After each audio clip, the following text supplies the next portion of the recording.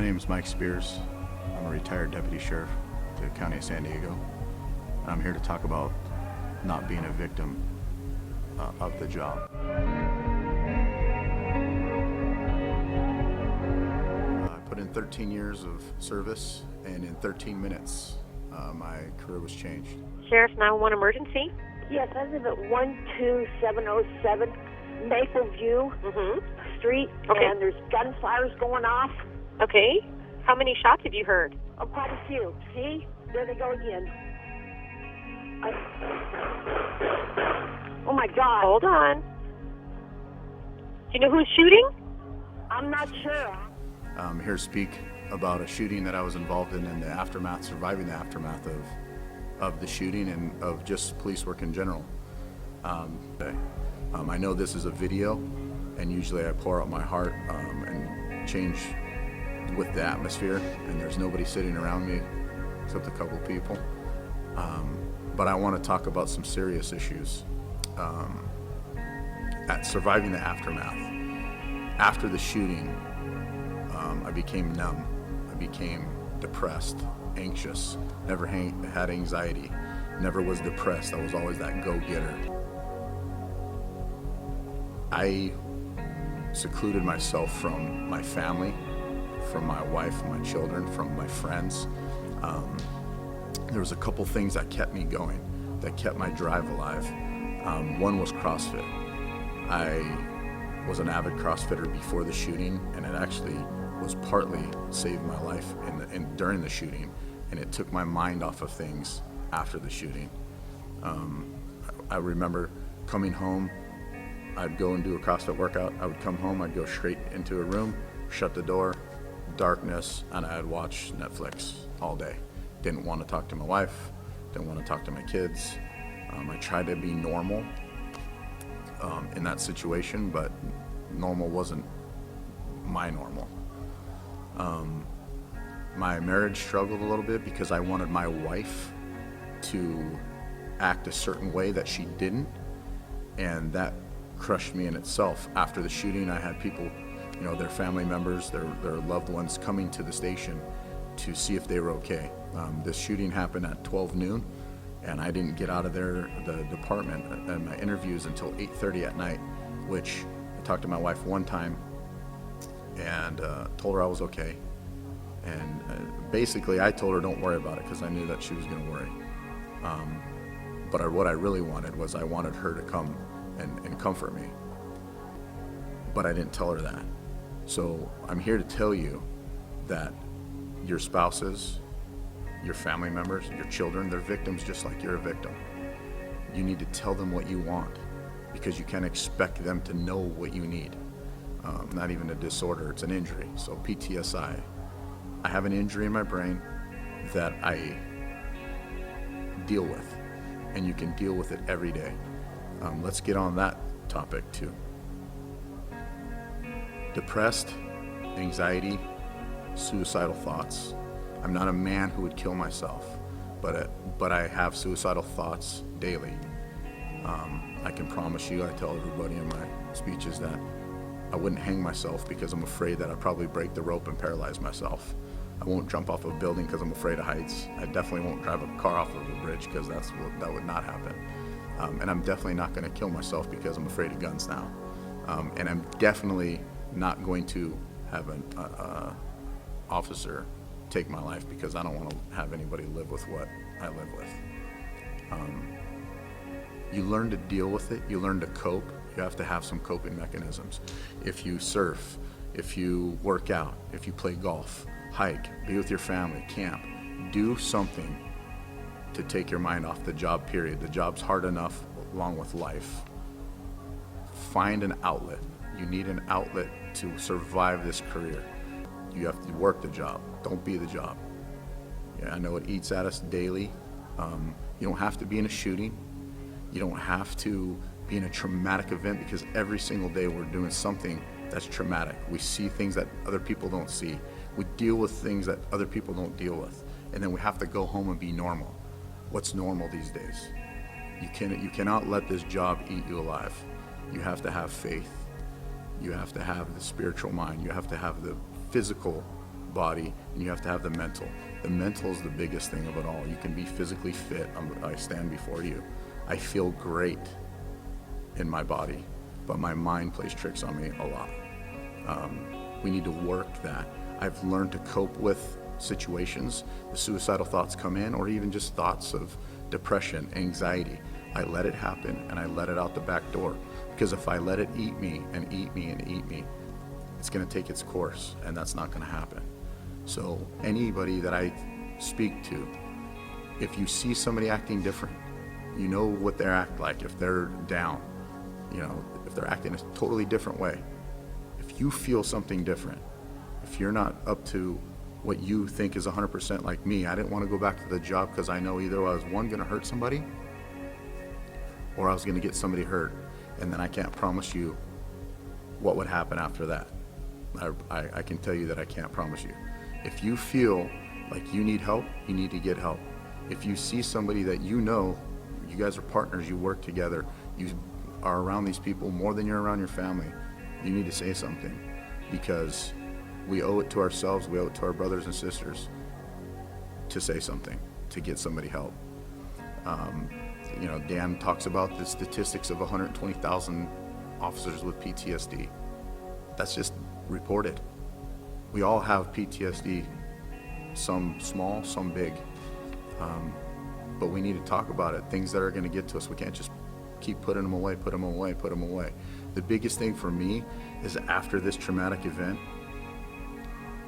everything came to the top. Everything that I've ever seen in my career just exploded. It was like it just kept feeding, and it was over and over and over, replaying in my head. The shooting replayed in my head, dead bodies, and just calls that I went to. I used to work with San Diego PD my first 6 years of the 13, and I worked in Logan Heights, which is a pretty heavily crimed area in San Diego. There were shootings and stabbings and gang fights and you name it, daily, nightly. You're dealing with dead bodies in the street. You're dealing with people that are committing suicide, robberies, this and that. It takes a toll on you, and you're supposed to live life normal. So I beg you guys, if you need help, if you know somebody that needs help, talk about it. Get it out in the open. There was a couple things. There was an instance probably 3 weeks after my shooting. One of my doors broke to a bathroom door, and the door was shut and it was locked, and I was changing out the handle. And all of a sudden, my daughter's to my left, and I have another daughter to my right, and I can see my wife, and it's a long hallway.